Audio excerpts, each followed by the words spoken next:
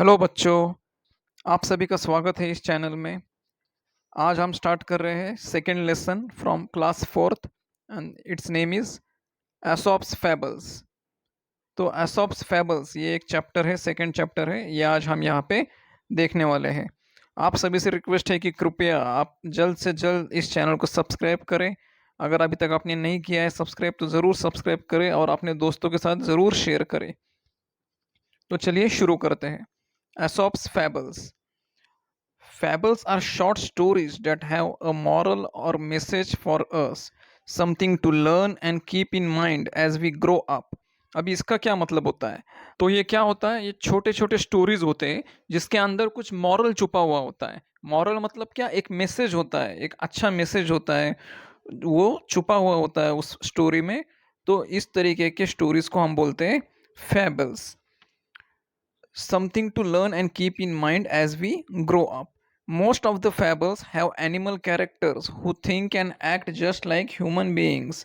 तो ये क्या बोल रहे हैं कि ज़्यादा करके जो फैबल्स होते हैं उसके अंदर एनिमल कैरेक्टर्स होते हैं, who think and act just like human beings. Animal characters होते हैं और वो इंसानों की तरह ही सोचते हैं। तो इस तरीके के फैबल्स हमने सुने हुए हैं बहुत सारे। It is believed that many of the fables were first told by a wise person called Aesop. अभी ऐसा माना जाता है कि पहले मतलब पुराने ज़माने में जो ये इस तरीके के फैबल्स जो बोला करते थे उन उस आदमी का नाम था एसॉप। तो एसॉप नाम का एक होशियार आदमी पहले रहा करता था जो इस तरीके के फैबल्स बोला करता था। Aesop lived hundreds of years ago in a country called Greece.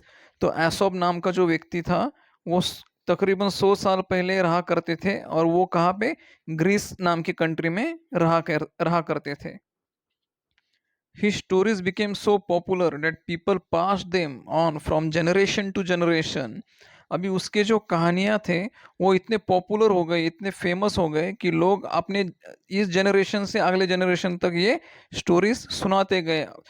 मान लीजिए अभी एसोप ने किसी को ये स्टोरी बोली हुई है तो उस बंदे ने फिर उसके बच्चों को बोला, फिर जब वो बच्चा बड़ा हो गया उसने उनके बच्चों को बोला। इस तरीके से जनरेशन टू जनरेशन तक ये स्टोरीज आगे बताई गई।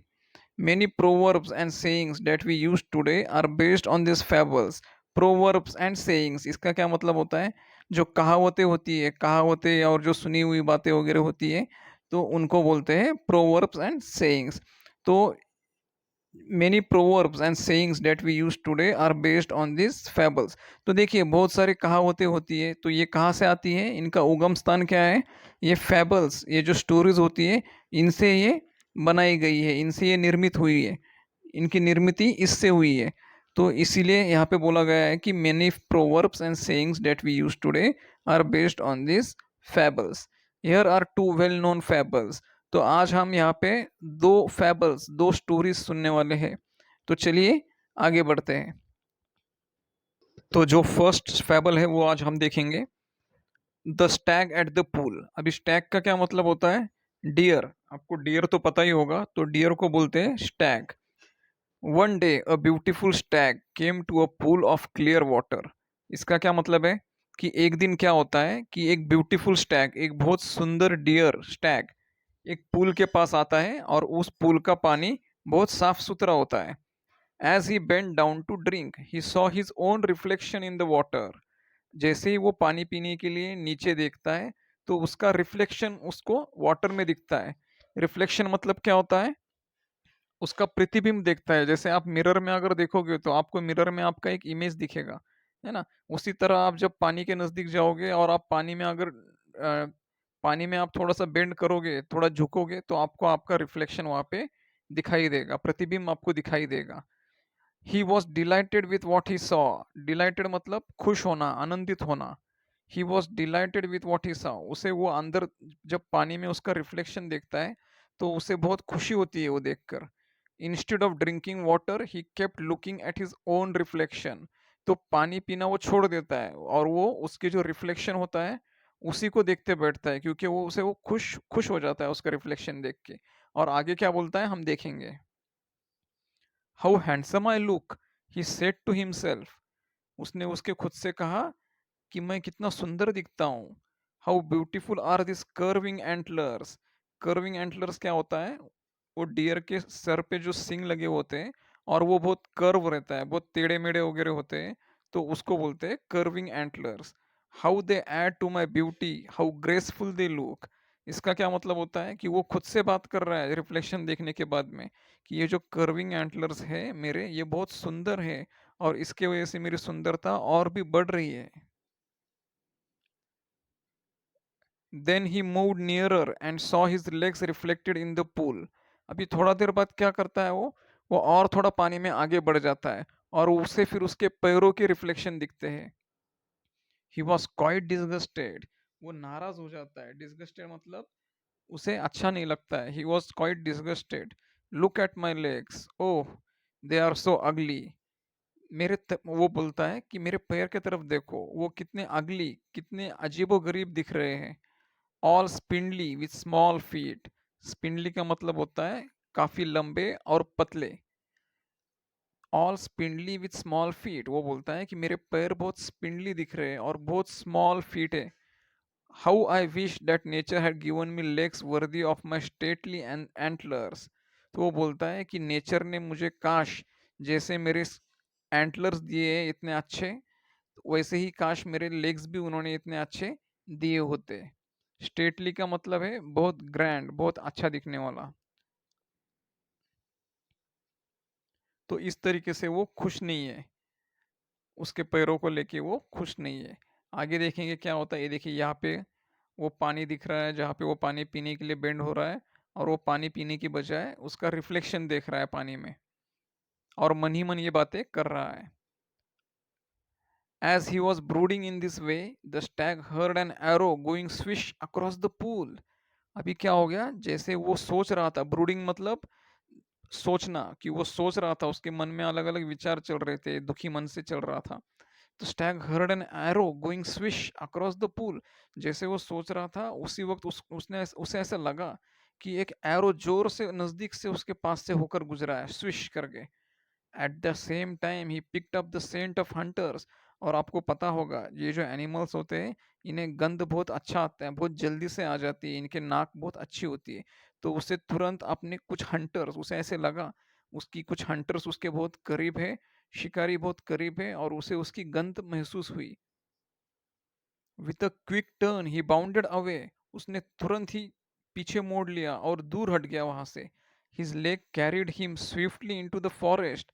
उसके जो लेग्स थे जो उसके जो लेग्स थे उन्होंने उसे स्विफ्टली मतलब बहुत तेजी से फॉरेस्ट के ओर बढ़ गया वो लेग्स के सहारे से।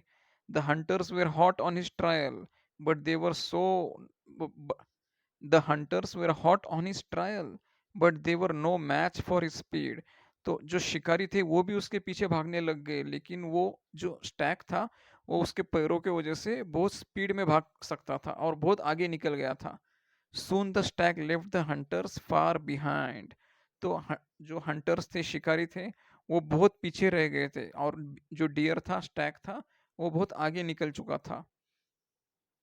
Safe and out of the hunters reach, the Stag slowed down.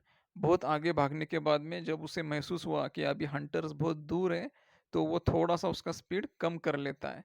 Suddenly without realising it he walked into a thicket. इसके पहले कि उसे कुछ और ज़्यादा समझ में आए, वो एक थिकेट में चले गया। थिकेट मतलब डेंस झाड़ियाँ होती है। फॉरेस्ट में कैसा है, बहुत डेंस झाड़ियाँ वगैरह रहती है, एक दूसरों में फंसी हुई रहती है ना, तो वो बहुत डेंस रहते हैं, उसे बोलते हैं थिकेट। तो वो वहाँ पे गलती से घुस गया जल्दबाजी में। There were trees with strong branches growing close together. तो वहाँ पे बहुत घनी झाड़ियाँ थी, एक दूसरे के बीच में ब्रांचेस फंसी हुई थी। And alas, the same antlers of which he was so proud got caught him, got caught in the thick growth.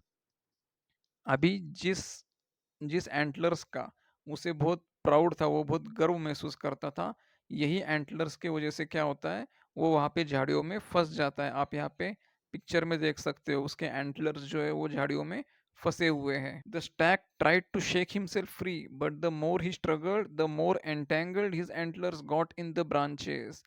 अभी क्या हो गया, जैसे उसने वो उसका सर फँस गया वहाँ पे, तो वो कोशिश कर रहा था वहाँ पे निकलने की, लेकिन जितना वो और कोशिश कर रहा था, उतने उसके जो एंटलर्स है वो और ही अंदर से अंदर और फँसते जा रहे थे। Once again the stag could hear the hunters drawing close and grew afraid.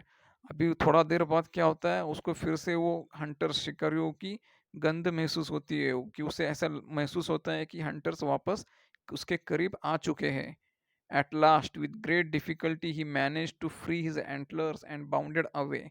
बहुत मुश्किल के बाद में थोड़ा देर बाद उसने क्या किया, किसी तरह से उसके जो एंटलर्स फंसे हुए थे उसे उसने झाड़ियों से निकाल दिया और फिर वो वापस से दूर भाग गया। आई रियलाइज नाउ डैट माई अगली फीट सेव्ड माई लाइफ। अभी वो क्या बोलता है कि उसे अभी महसूस हुआ कि उसके जो पैर जो उसे अच्छे नहीं लगते थे, वो बहुत बुरे दिखते थे, उसने उसकी जान बचाई है। I was so proud of this handsome antlers, but they would have been the cause of my death. वो बोलता है कि ये एंटलर्स जो थे टेढ़े मेढ़े, जो इतने सुंदर दिखते थे, मुझे इतने काफ़ी पसंद आते थे, उसके वजह से आज मेरी जान जा सकती थी। Very often we dislike the very things that are most useful to us. तो ये सीख हमने यहाँ पे सीखी है कि हम हमेशा क्या करते हैं कि जो चीज़ें अच्छी दिखती नहीं है और जो हमें हमारे लिए बहुत काफ़ी महत्वपूर्ण होती है, हम उसे हमेशा डिसलाइक करते हैं, हमें उसे इतना लाइक नहीं करते हैं। ये जो सेकंड फैबल है वो हम देखेंगे, the dog in the manger. Once a dog was looking for a nice and comfortable place to lie down. He came to the manger of an ox and jumped onto the hay to rest. अब इसका क्या मतलब है? मैंगर क्या होता है? मैंगर एक cattle shed होता है, और एक कैटल शेड होता है, और कैटल शेड के अंदर जिस जगह पे कैटल्स को खाना दिया जाता है, मतलब वो जो चारा घास वगैरह परोसी जाती है, उसे बोलते हैं मैंगर। तो एक दिन क्या हो गया, एक है, इस स्टोरी में एक कुत्ता है, तो वो एक कंफर्टेबल प्लेस देख रहा था। लाई डाउन मतलब क्या, वो नीचे बैठने के लिए, लेटने के लिए एक अच्छी जगह, एक कंफर्टेबल जगह की खोज में था। और इसी इसी दौरान उसे एक मैंगर, जो एक बैल का जो मैंगर होता है, वो उसे दिखाई देता है, और वो तुरंत ही उसके ऊपर जम करके बैठ जाता है। It was a very hot afternoon. दोपहर की बात थी। After a while the ox return from the field. दोपहर की बात थी, और उसके बाद में क्या होता है, थोड़ा देर बाद में जो बैल होता है, ऑक्स होता है, वो फील्ड में काम करके वापस लौटता है। He had worked hard in the hot sun and was now quite hungry.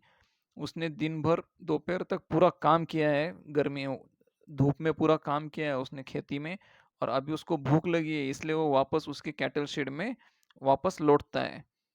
He stood in his stall and was planning to eat the hay that was put in the manger for him।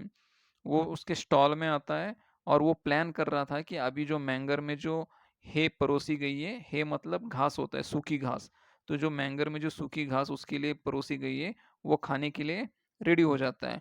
However, when he reached for the hay, the dog saw him। लेकिन जब वो हे के नज़दीक जब वो हे खाने के लिए आता है, घास खाने के लिए आता है मैंगर के नज़दीक, तब कुत्ता उसे देख लेता है। Standing in the manger he began to bark loudly at the ox. तो वो जो मैंगर है उसके ऊपर कुत्ता खड़ा हो जाता है, और जैसे ही बैल करीब आने लगता है, तो वो उसे उसके ऊपर जोर से भौंकने लगता है। Each time that the ox came near the hay, the dog snarled, barked and snapped at the ox. तो हर बार जब भी वो बैल उस मैंगर के नज़दीक आने की कोशिश करता था, तब वो कुत्ता जोर जोर से उसके ऊपर भौंकता था और झपटता था। He would not allow the ox to eat his hay. वो जो है जो घास थी, वो कुत्ता उसे, बैल को वो घास खाने नहीं दे रहा था। Oxen are generally peace loving and patient animals. तो जो बैल होते हैं वो क्या होते हैं, पीस लविंग होते हैं, बहुत शांत प्रिय एनिमल होते हैं वो। But finally the ox got upset and spoke firmly. लेकिन लेकिन कुत्ते की इस हरकत से बैल को भी गुस्सा आ जाता है, वो नाराज हो जाता है, और फिर बाद में वो बोल ही देता है उसको, dog if you wanted to share my dinner with me, I would not mind it, but you neither eat the hay nor allow me to enjoy it. इसका क्या मतलब होता है, वो बोलता है कि डॉग, अगर तुमको मेरा खाना मेरे साथ खाना है तो मुझे कोई प्रॉब्लम नहीं है, लेकिन तुम घास खाते भी नहीं हो और ना ही तुम मुझे मेरा घास खाने दे रहे हो, मुझे मेरा खाना खाने दे रहे हो। ये आपके बिल्कुल का it is of no use to you. ये घास जो है ये तुम्हारे कोई काम की नहीं है। Then why don't you let me have my favourite food. ये घास जब तुम्हारे किसी भी काम की नहीं है, तो तुम मुझे मेरा फेवरेट फूड क्यों नहीं खाने दे रहे हो? Don't बिग्रज others what you don't enjoy yourself. अभी बिगरज का मतलब क्या होता है कि देखिए किसी किसी का ये स्वभाव होता है कि वो खुशी खुशी किसी को कुछ देना नहीं पसंद करते। वो सब चीज़ें अपने पास ही रखते हैं, चाहे वो उनके काम की हो या ना हो। वो किसी को भी हैप्पीली कुछ देते नहीं है। उस हैबिट को बोलते हैं बिगरज। तो don't begrudge others what you don't enjoy yourself. तो यहाँ पे बैल जो है वो कुत्ते को से ये सीख देता है कि आपको कभी भी बिगरज नहीं होना है, आपको इस तरीके की हरकत नहीं करनी है। तो ये थे तो ये था सेकंड फैबल। अभी जो डिफ़िकल्ट मीनिंग्स है, जो डिफ़िकल्ट वर्ड्स है वो हम देखेंगे और उसके बाद में क्वेश्चन आंसर्स चालू करेंगे। अभी देखिए ये जो डिफ़िकल्ट वर्ड्स है उसके मीनिंग्स देखेंगे।